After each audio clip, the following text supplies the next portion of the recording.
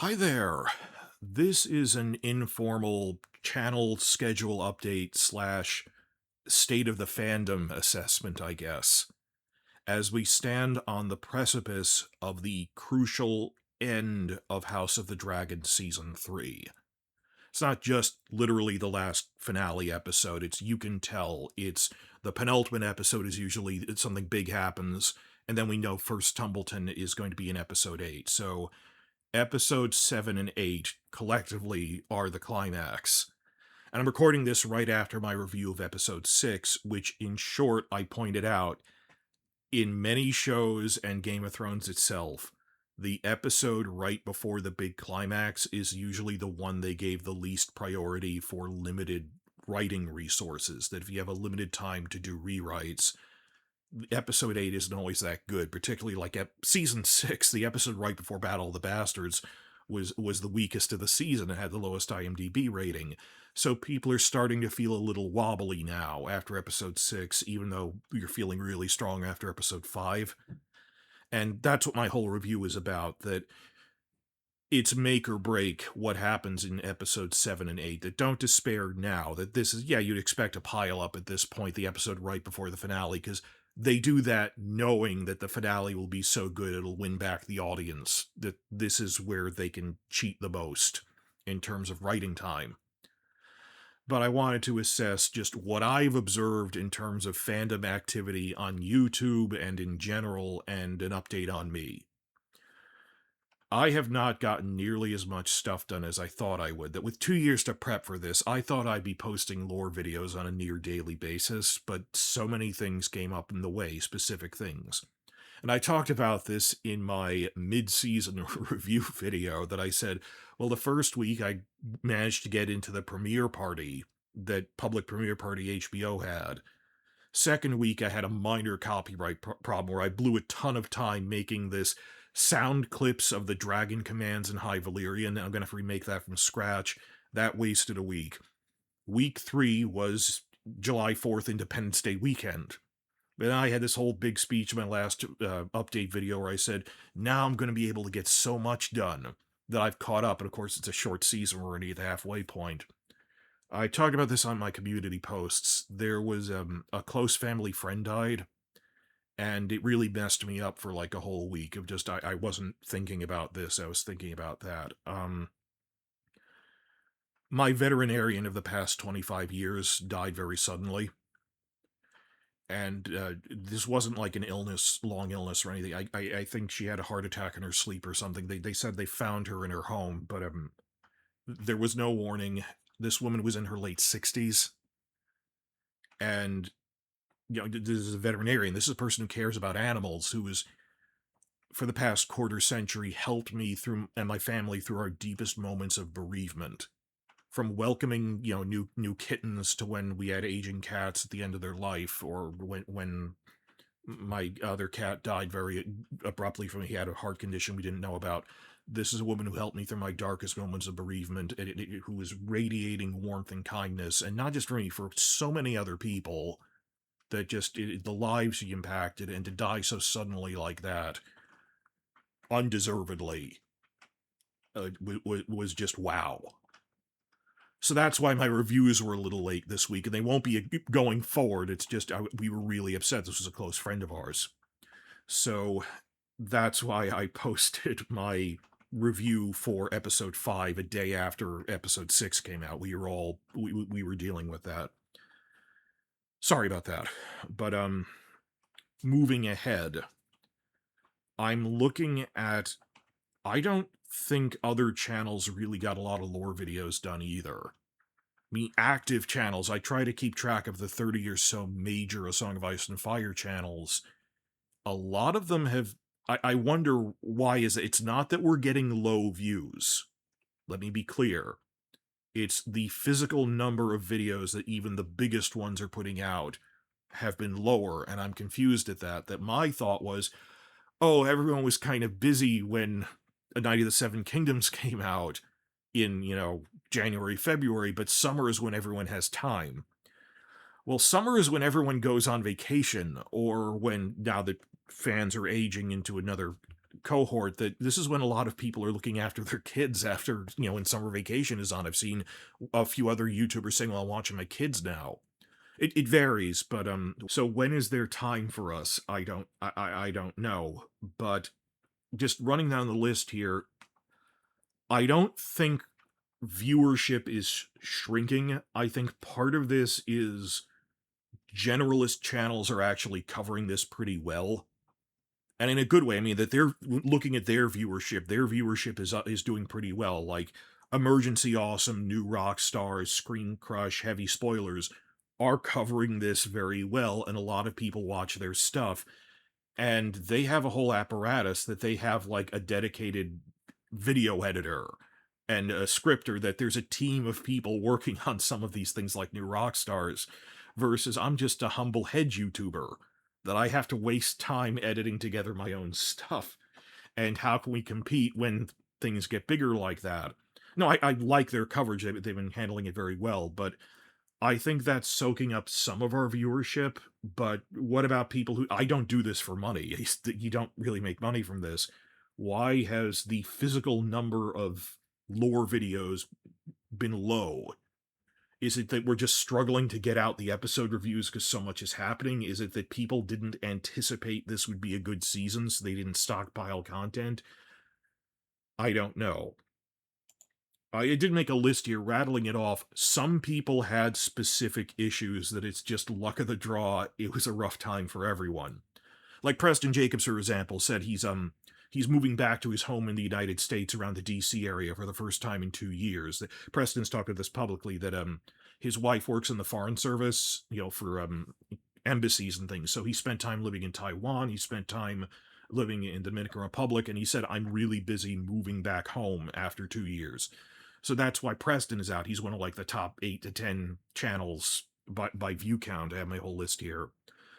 Quinn the GM has actually been putting out a pretty decent amount of content, but he has been complaining openly, I'm not getting half the stuff I wanted to get done out, because he said he's up doing all of his law school bar exam tests now.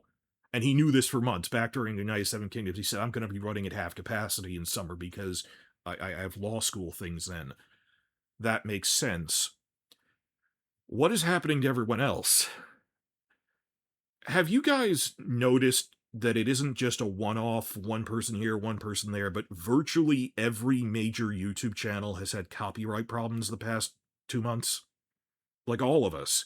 I had a minor one with that, the video clips for High Valyrian thing. I don't really do that much. I think I'm too small to really get noticed, but like Talking Thrones has said his channel might outright shut down because of the copyright strikes he got, and he's getting a GoFundMe to try and fight it legally. That's wow. With Talking Thrones, and I've seen even Alt-Shift X, of all people, some of his live streams were taken down for copyright issues. Wow. I mean, those are live streams, those aren't lore videos, but they're really hitting everyone. And I've seen Crusader Chris, shout out, has had copyright problems. Fantasy Haven said his channel was crippled by a copyright strike. I'm not going to make videos if I can't monetize them. So at least I hope he's stockpiling some for when he gets that resolved. But make an actual list of this. A lot of us have had, I wouldn't say this publicly if he hadn't. Red Team Review in his recent, Carmine in his recent episode review, he did flash a page of his channel status hub where it showed how many of his videos had been demonetized. So this has happened to the biggest channels, and even the mid-level channels, and even me a little bit down here in my little dog and pony show. So I don't know what's going on with that. Why aren't more people putting out a lot of content? Some of it is random draw, personal stuff like Preston, he's moving. Some of it is a demonetization wave, but even channels that were psyched for this season, I'm seeing we're not putting out a lot of content. And is it just processing really big episodes like this is a lot? I mean, compare this to like when Game of Thrones Season 6 had a relatively fluff episode, like Episode 8 didn't have much happening in it, versus, well, there's actually a ton of lore in this. This will be fueling discussion for 2 years, hopefully, I don't know. But I thought I'd be just churning out content on this, let me tell you. At least some of this is like world building stuff I can recycle for when Dunk and Egg Season 2 comes out. We think that's coming out closer to spring, not winter, so think March, April, because they had all those filming problems with historic floods affecting the filming set. But I wouldn't mind that, because given that after Night of the Seven Kingdoms Season 2, we then have to wait a full year. Well, 8 months, but the next content would be Season 3 of that. We're not getting House of the Dragon next summer. Might as well space out the content a little more and take their time to do it right rather than rush it to an arbitrary deadline. Now, I know there were filming delays due to weather, so that might be coming in spring, but I'm going to try to get more prefabricated stuff done for then on like world building things that come up in it. But there hasn't been nearly as much from other channels. I know I'm a screw up. I don't know what other channels, what was going on with everyone, but yeah, that there's one thing or another. And the other thing is, I'm making this Wednesday, July 29th, the day after the much delayed premiere of the Mad King stage play in England. The first one was on this Tuesday. It was yesterday, and info's starting to filter out from it. Quite a few YouTubers actually traveled to go see that. And I think it's pleasant, it's the first big content from George himself on these major characters in a while. I mean, some people cared more about finding out what really happened to Ashara Dane than they cared about anything in Fire and Blood. The leaks coming out so far they're really just confirming a lot of things we suspected strongly.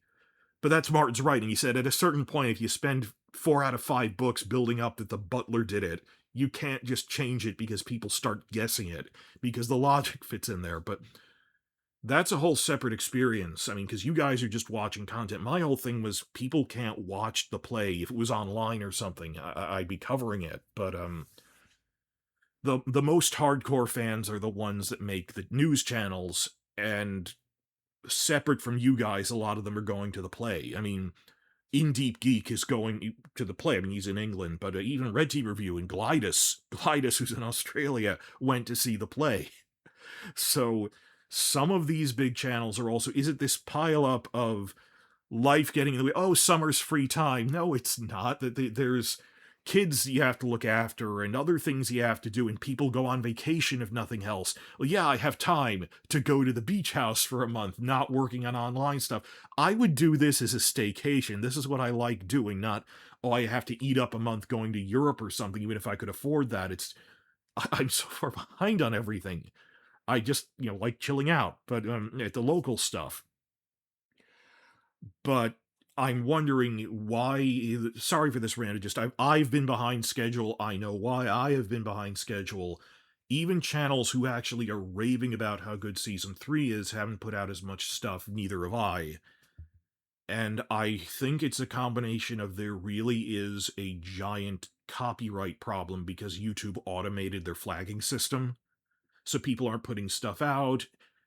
Coinciding with, as a perfect storm, more than a few major channels went on break to go to see the stage play. And they're actively competing with each other. Oh god. So I don't know, and maybe some just had a wait-and-see attitude, but I reassure myself by going, no, if you look at generalist news channels, the live reactor channels are having a wonderful time watching Season 3, like the bar reactions with Sean Tanktop, Nikki and Steven React, the Normies, a couple of other the major reaction channels. No, they are really looking forward to each episode. They're not bored with it. Even I thought they would be bored with episode 6, and while people did have issues with it, the fact that Kristen Cole died in a good fight scene at the beginning of it was enough to carry the episode for a lot of people. And just looking through Google Trends and viewership numbers, the general audience mostly comes online to YouTube after big action episodes. Even though, like, book fans were praising episodes 3 through 5, they're the ones complaining, oh, why isn't there more action? Just, these are really good character scenes. They're not filler. They're building on things. The politics are part of the show. And it's a mid-season, what do you expect? But looking at Season 2, like, the viewership was slacking off by episodes 5 and 6. It went back to premiere numbers after episode 7 with the Red Sewing.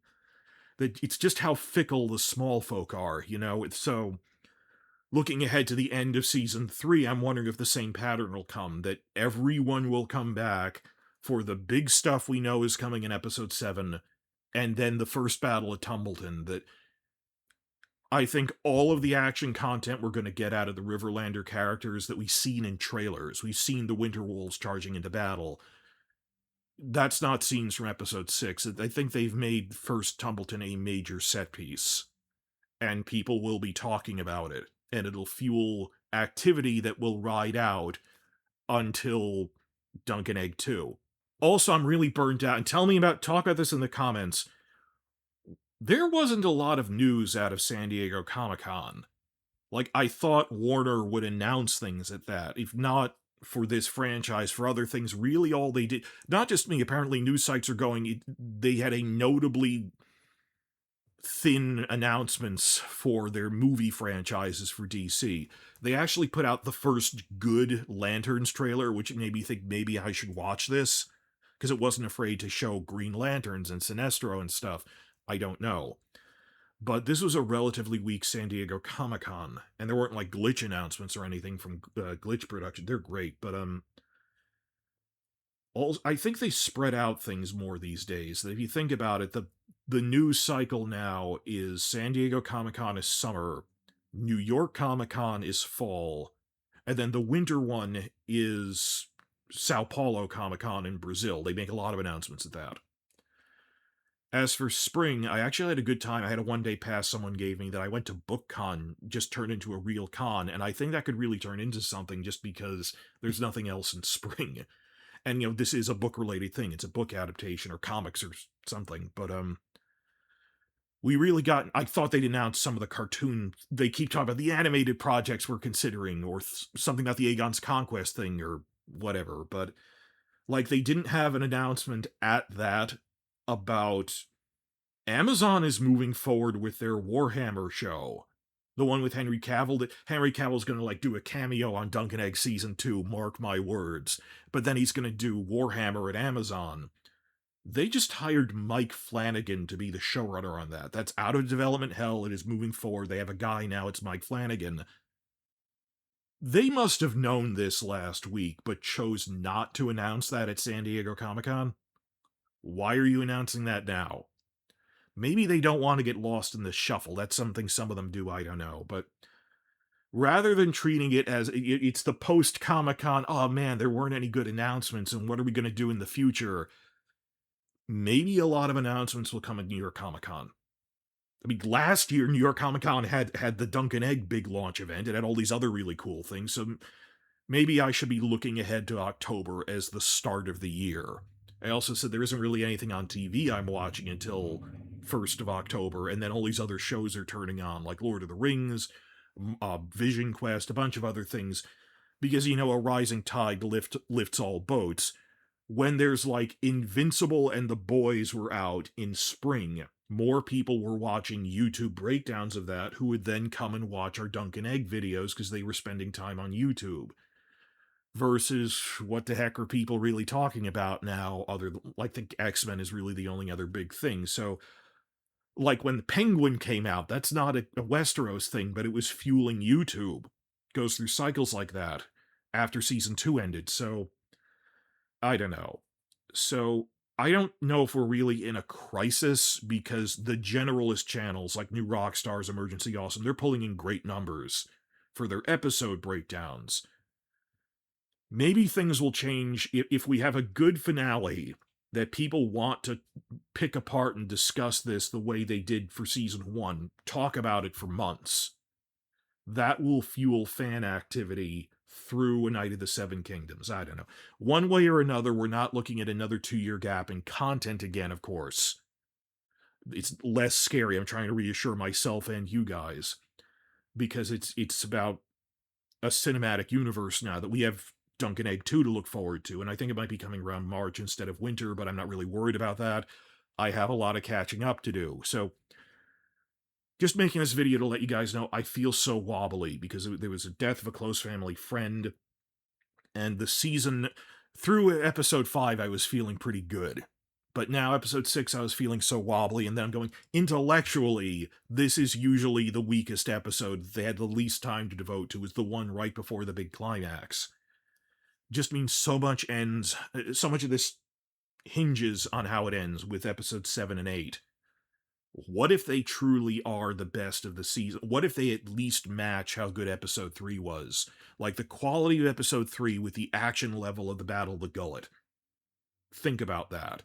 How much it could really turn things around. And I'm just wondering, some people had specific issues, some had, there's a big anti-copyright thing going on, and more than a few big channels, Glidus and Deep Geek, Red Team Review, went to see the stage play. And I assume History of Westeros must have gone too, I haven't checked yet, but we went into this season thinking, yup, it's a dead show, and all we have to wait for Dunk and Egg again. And I'm wondering if there'll be a real reassessment after this. I think there will, because if nothing else, HBO is putting their thumb down on the scales after this. They said, we are going to mount an Emmy campaign as never before to get these actors actually in there.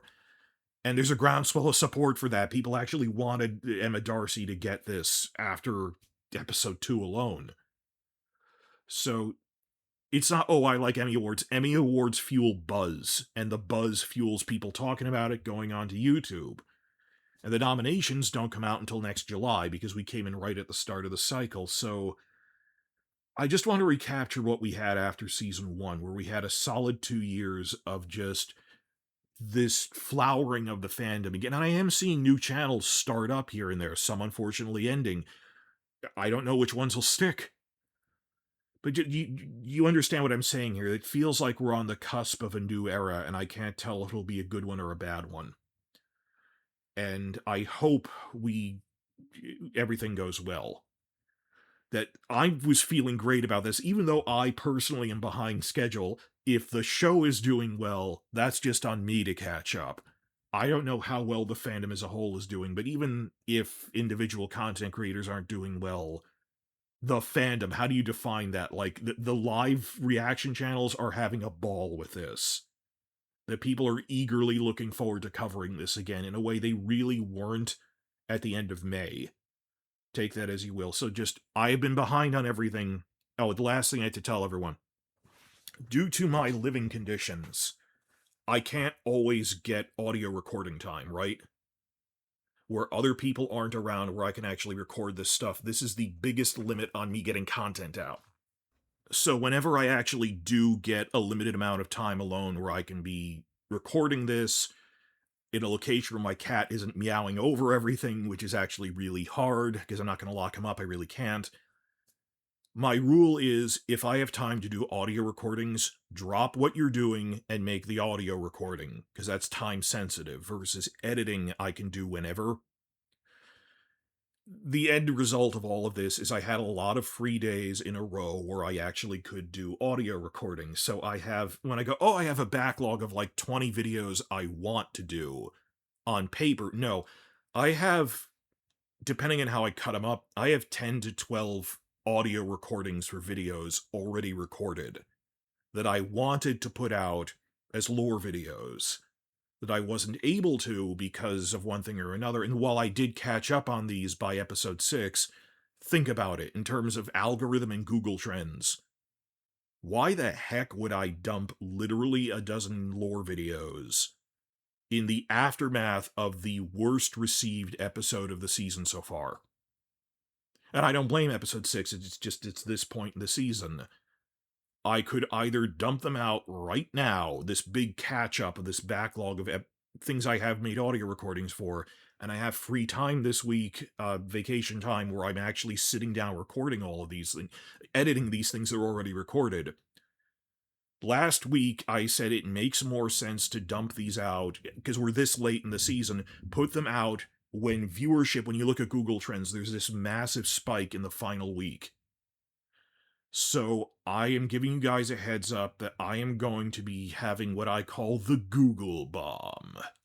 That I'm going to be dumping out, catching up on literally a dozen videos, and hopefully that'll get me trending as a channel more than alone, but what was the other option? Release them one per day during a week when viewership is down because episode 6 was kind of ho-hum, or after the oh my god moments of episode 7.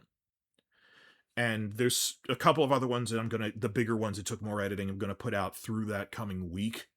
But I have to maximize. Viewership is 10 times what it is during the off season, during the final week of a current season. So I'm not trying to be manipulative with that. It's just unintentionally, I have a big backlog of audio recordings just due to my living conditions. That I drop what I'm doing and make a new audio recording for a lore thing, and then come with that. Plus, I have to do news videos that San Diego Comic-Con didn't do. There's backlogged like 4 big things on the cartoon news we got, the movie news we got, George R. R. Martin stuff, and talking about the stage play, of course. So, tell me in the comments your thoughts on San Diego Comic-Con. That was a bust in terms of news and looking forward, but maybe we're not late for San Diego Comic-Con, we're early for New York Comic-Con, and to make it into a big news event for, maybe they'll be announcing a lot of stuff, like cartoon things with the Corliss thing, I don't know. Also, tell me in the comments, is anyone physically capable of going to New York Comic-Con? I had such a wonderful time when I went to the launch panel, I'm going to go again. Now, I know people came from out of state to see Martin making a rare public appearance for launching a new spin-off. I mean, like Quinn the GM was there, History of Westeros was there. Trey the Explainer actually lives relatively near to where I live, but other people came from out of state. I don't know if they'd come back, but I would like to get a panel track together, or at least group of people that go to those. I've submitted panels for that. I have a 1% chance of getting in, just because I didn't have a large enough group to actually go. Maybe they're hungry for content this year for that. I don't know. I at least filed the paperwork. I'd rather someone else submitted panels because they're more likely to get in than I am. I'm not exactly a big figure here.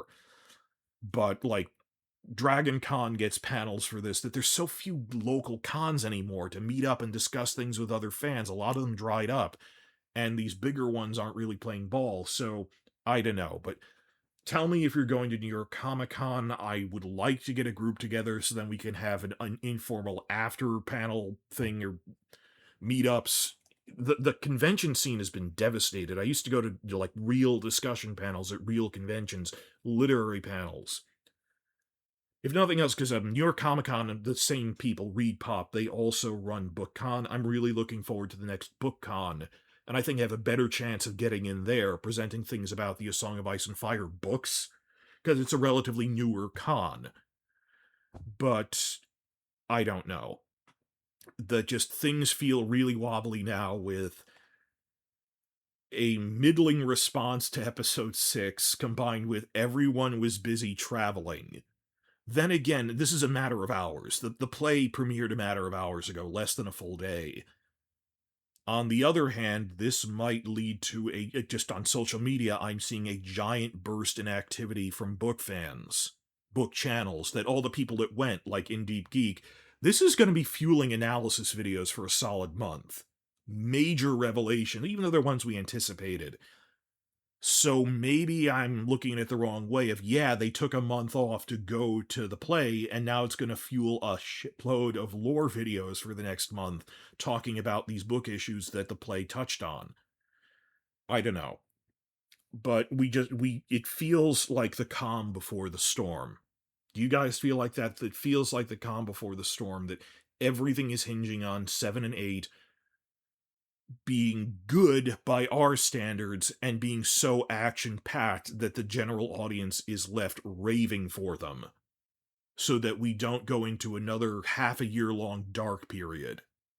Remember, after season 2 was so bad, I didn't make videos for 9 months because I was waiting to see what Martin would say. I only started making videos again the following early April when filming news started coming out. One thing, regardless of anything, I promise you, I am feeling so good about this, and we at least have Dunk and Egg to look forward to. I'm not going to go on break between now and Dunk and Egg. For 9 months, or well, that's less time than this, I'm not just going to stop in early August and come back after Christmas break. I keep saying, I'm going to catch up on the season 1 stuff I always wanted. I need to catch up on I Fell Down in 2022. And there's all sorts of things I wanted to catch up on. Building fan infrastructure like that. Lore things behind the scenes analysis. And then the show fell on its face because of the strike in season 2. And we're always rebuilding from something. When do we actually make progress and get ahead? I don't know. That we need that infrastructure of independent fan panels and meetups and rebuilding everything. In some ways it is. But you've seen how empty everything was for so long, and I don't want to lose this. I want to hang on to and build on this, the ebb and flow of fandom. I don't know. So, just a heads up, I got really backlogged by one crazy thing or another every week this summer, and I'm going to be dumping out a ton of videos, and I hope that turns into like an all-day marathon for everyone or something, and we turn it into a party. I don't know. Please check back for other news. I could put some of these out in the next few days. Why not just wait until the day episode 7 comes out that Sunday? More people will be watching then. They'd go to waste if I put them out now. So, like and subscribe and get ready for the Google Bomb.